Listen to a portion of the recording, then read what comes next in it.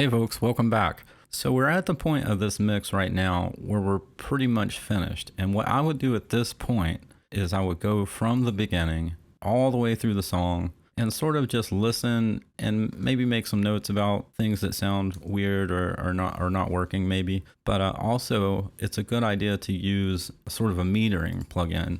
And the metering plugin that I've been using lately is this one that's made by Process Audio called Decibel. And Decibel allows you to set up a ton of different kinds of metering. And what I've got here is just one that I've set up right now. We have a mid and a side meter here. I have a full song graph here that gives me levels. I can also use this to sort of judge where everything is. I have VU meters that help me if I'm going to go out to tape machine. That's super helpful. And a correlation meter, and this helps me to kind of visualize the stereo effects that are going on. Also this cool thing over here, which makes no sense to me, but it's pretty cool. It actually does make sense. There's low frequencies down here, there's high frequencies up here, and you can see which side of the spectrum they're on, either left or right or center. So let me play this a little bit and I'll show you what I mean.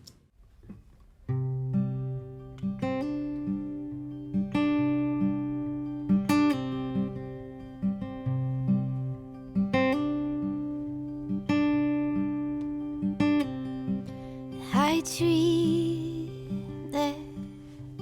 dreamed that you were blind and I went walking, looking for the light, but then I lost it, trying to bring the right thing home to you.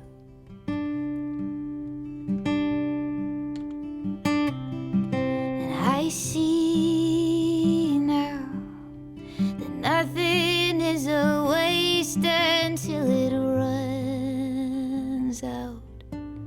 I built myself a castle just to climb down. So yeah, I would go through the whole song, just sort of listen and pay attention to what's happening on the meters to make sure nothing jumps out, make sure the correlation is in phase with everything, and watch the levels here as well. I'm pretty sure the levels are going to be fine because we've gain staged everything and this is a pretty simple mix, but it's always good to watch. Once I'm done with that, then I'm going to come up here to the file and I'm going to export mix down. We're going to go over to mix down. We're going to go to the mix down pane and click on the main, make sure that it's just the main going out. And now I can choose what I want this file type to be. I generally want this to be a wave. I generally want it at 44.1 and a 24-bit depth. That's hard to say. And the sample rate, I mean, you can upsample this or whatever you want to do. It depends on how the files came in as to whether that makes any sense at all. Most of the time I ship out at 44.1 and 24 bits. It's usually never a problem. Come down here and I can rename this.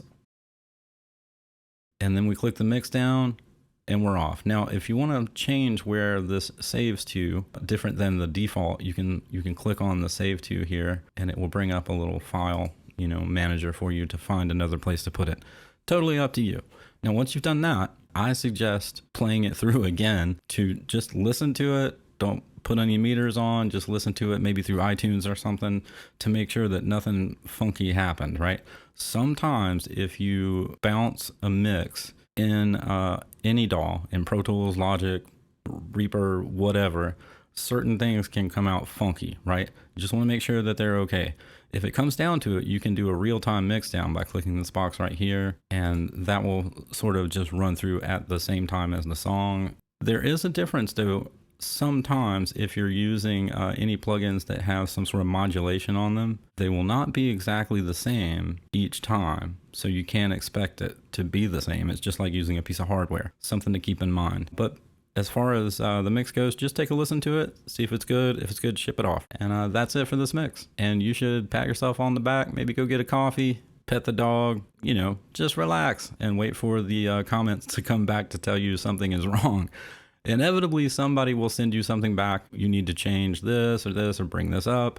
Then that's all got to do with maybe make a new version and then go from there. Thanks so much for watching. I really appreciate it. If you found this series at all helpful or interesting, please hit the like, please hit the subscribe. I'm going to do some plugin reviews later this week, and we'll have some new videos very soon.